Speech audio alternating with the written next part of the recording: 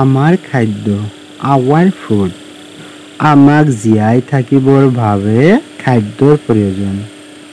আমি যে জীয়াই আছো নহয়, এই জীয়াই থাকিবৰ বাবে আমাক কি লাগে? খাদ্য লাগে। পৃথিৱীত যিমানবিলাক জীৱ আছে, এই গোটেইবিলাক জীৱক জীয়াই থাকিবৰ বাবে খাদ্যৰ প্ৰয়োজন। খাদ্য অবিহনে কোনো জীৱই জীয়াই থাকিব নোৱাৰে। আমি আমাৰ দৈনন্দিন কাম কাজবোৰ কৰিবৰ বাবে শক্তি খাদ্যৰ পৰাই আহৰণ কৰোঁ। আমি যে দৈনন্দিন কাম কাজবিলাক কৰোঁ, এই কাম কাজ কৰোঁতে আমাৰ কি লাগে? শক্তি লাগে নহয়। এই শক্তি আমি ক'ৰ পৰা পাওঁ? খাদ্যৰ পৰাই পাওঁ। আমি যে দৈনন্দিন জীৱনত বিভিন্ন ধৰণৰ খাদ্য বস্তুবিলাক খাই থাকোঁ, এই খাদ্যৰ পৰাই আমি কি পাওঁ? শক্তি পাওঁ। আমি খোৱা খাদ্যবোৰত কিছুমান বিশেষ পদাৰ্থ থাকে। আমি যে খাদ্য খাওঁ, এই খাদ্যবোৰত কি থাকে?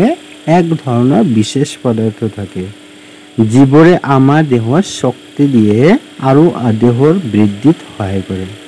এই বিশেষ পদাৰ্থবোৰে কি কৰে? আমাৰ দেহত কাম কৰিবলৈ শক্তি দিয়ে।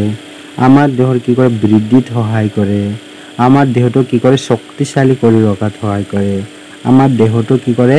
সতেজ কৰি ৰখাত সহায় কৰে। বিভিন্ন বেমাৰৰ বিৰুদ্ধে কি কৰে? যুঁজ দিয়ে। এই পদাৰ্থবোৰক পোষক দ্ৰব্য বা পুষ্টিকাৰক দ্ৰব্য বোলা হয়।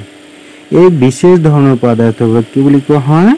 পুষ্টিকাৰক দ্ৰব্য বা পোষক দ্ৰব্য বুলি কোৱা হয়।